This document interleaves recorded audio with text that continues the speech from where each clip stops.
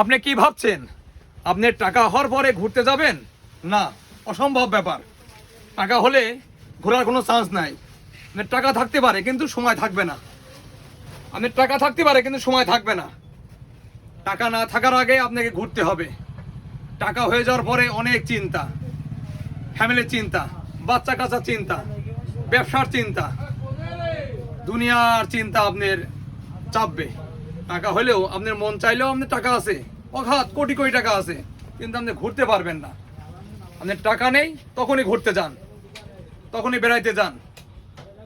আপনার টাকা নেই, ঘুরতে চলে যান।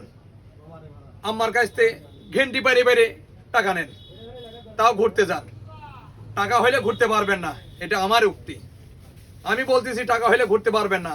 টাকা হলে আপনার চারপাশে ঘিরে ধরবে। সবাইকে ধন্যবাদ। আসসালামু আলাইকুম।